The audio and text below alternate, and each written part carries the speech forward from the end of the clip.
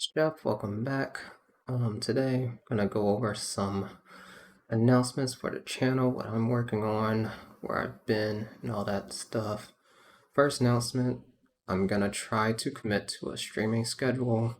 So starting Monday, May 9th. Let's see, is that right? Yeah. Gonna try from 5:30 p.m. Central to 7:30. Probably most weekdays, unless I actually can't make it. So we'll see how long that keeps up. But basically, after work, I'll just like start streaming pretty much and go on for like 2 hours. The first hour of that will be Puzzle Rush practice, and then the second hour could be whatever like viewers want. So if they want to play games, do game analysis where they send in their games, or just we'll see. I mean, we might have some polls, people could vote, and so on. But the first thing is like switching away from the end games. I actually have for a while. I haven't really done much chess related other than play Bullet. And then the last videos I've been uploading have been like very old records set like last year. So and then I missed the stupid like actual end game event that I was practicing for all that time. Like none of you told me about it, but it's okay. I don't even think there was like a lot of money in it anyway, so it's whatever.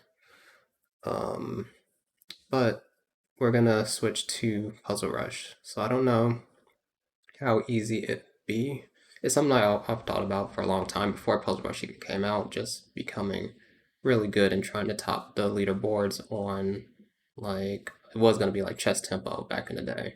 Like I was gonna try to become like the highest rated tactics on Chess Tempo.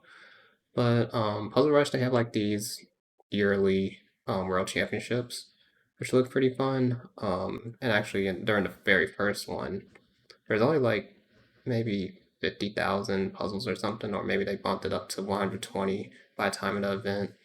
But it was always possible for people to just memorize the high rated puzzles and then get the high scores. And then because most of them were title players, the like first 1 through 40 they generally could just use their normal solving ability to get there, and then for the remainder they can just memorize a very small pool of puzzles, like maybe a couple thousand of the most difficult ones, and then do okay.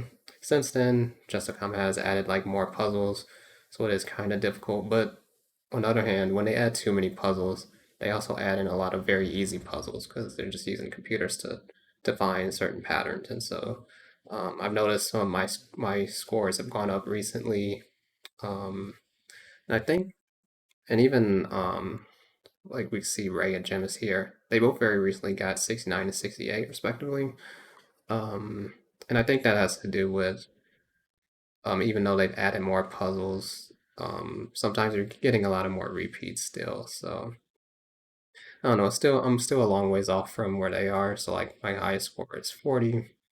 You can see I've gotten 40 a few times, 39 a few times recently. So, and I haven't been doing any specific practice other than like from last year when I was making videos. And then, but my scores have just steadily gotten to 40 a lot more often. So that's why I feel like they've gotten easier. It also could be that I got a little bit better, but I have noticed some differences. And I even look at like my old videos and see like, okay, we definitely don't get like some of these puzzles at the lower range anymore. But anyway, okay, I'm rambling. So let's see. I do have a list of topics I was going to talk about, but that was the main thing. Like, going to try streaming 5:30 p.m. Central to 7:30 most weekdays. On the weekends, I might just wake up and stream for a few hours. Depends. Should probably take one of those as an off day. But it could be random. I might stream on some weekends, or maybe I just don't stream on any weekends. I also had thought about making instructive stuff for a while, but now that we got like Naroditsky doing a lot of instructive stuff, Just Bra has like the Habit series, John Bartholomew has like the Chess Fundamental series. There's not that much I really could see me doing, especially since I'm not even titled. The only idea I could have is if people wanted their games analyzed, like I could do that, like focus on like tactics and forcing moves in you guys' games. Because I know like some people you have to pay a certain amount to get your games analyzed, but me being a smaller content creator, I could do a lot of them for free. So if there's any interest in that, let me know and I can think about setting something up. Okay. So yeah, that's the main stuff. So now I guess we can continue talking about like Puzzle Rush, since that's what's gonna be what this channel is about going forward for now until I become the best at Puzzle Rush, which may or may not happen. So we'll see. But yeah, so like I would guess the beginning of January is when the next main competition is gonna be. And actually I have like from the very first Puzzle Rush that they did, like I took some notes about how long different grandmasters took for like some of the puzzles. So I grouped them like the first 10, second 10, and so on. It's like so the first 10 puzzles generally. So 30 seconds was the lowest by Peter Spidler, but then 20 seconds or so like are what the top people are doing. And then for the first 20, um, having like 2 minutes and 15 seconds is like near the top of what people do. And what I always set for my goal based on this was try to be at least have 2 minutes remaining after you solve puzzle 20. That puts you like in this range at least, and even over some of the grandmasters. And it might be like they're slower with a mouse or so on, or just taking their time. But um, but like you can't be too much faster than this. Well, I know like Andrew Tang, he probably could sometimes, but consistently without making a ton of mistakes, this is kind of like the benchmarks that I kind of use.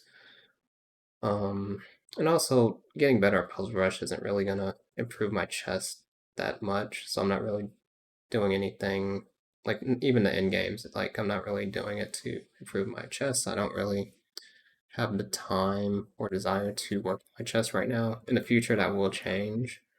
Um, but I do want to try to become one top at Puzzle Rush, and then after that, I'll work towards going to tournaments again and seeing if I can become a national master one day.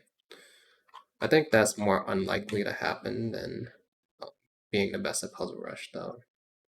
Definitely feel like being best at Puzzle Rush is easier than becoming a national master, even though they've added like more puzzles. So, um, let's see. So I do have some training targets, which after I looked at it recently, I don't know if it makes too much sense anymore. Because basically, that's what I was doing. So for puzzles 1 through 10, which is rated 100 through 599, the goal was to try to do them in 20 seconds. So I have at least 2 minutes 40, because the normal puzzle rush is 3 minutes long. And then, which is a goal of 2 seconds per puzzle, but in learning mode, or it's called custom now. So if you go like here, this used to be learning, it's called custom. My goal would be 3 seconds per puzzle. And the reason for that is like if I just do some, once you solve a puzzle, you have to go down here and click the green arrow to go to the next one. And so that takes away time, like when I'm timing how long I'm doing. But on a normal puzzle rush, it'll just automatically switch to the next puzzle. And there is a setting here where you can say never stop each puzzles coming, but then when you do that, the transition is very slow. You see, like it did change, but the time it takes from when you finish a puzzle to when it does that is so slow that it's better just to leave it as always stop and then just click the arrow. Like that's much faster. So that's why I just added extra second over what my target would be.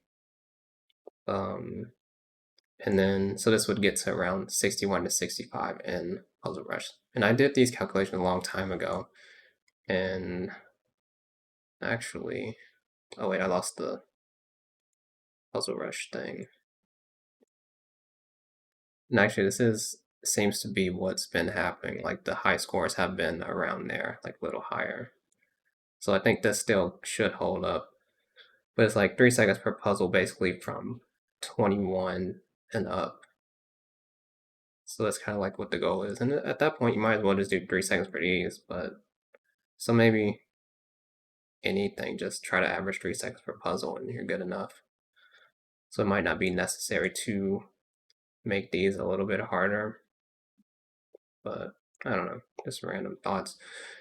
And then for the Brave versus Gemis, got some more data, which actually this was just the data that helped me create the other training targets anyway. So a lot of this is kind of useless. They have like my YouTube solve, so if you go back far enough in my channel, I did go through all my YouTube solves, and so like remaining at 20, the average was 1 minute 11 seconds. So that's like nowhere near like the 2 minutes that I'd want to be at. But now all of a sudden I can get like them in 2 minutes 15 seconds remaining after 20, which is pretty cool. Let me see how long I've been going. Okay, about 10 minutes. I'll probably wrap this up soon. So that's why I feel like things have gotten like a lot easier, because if you look at those older videos, like I was just really slow on the first 20. But if I were to do like 20 now, like I should be able to get like the first 20 in 1 minute. Or not, because I wasn't sure about that one. But there's like one pattern that, like this pattern right here, this comes up a million times now, where it didn't come up nearly as much when they didn't have as many puzzles. Just looking at how much time I have.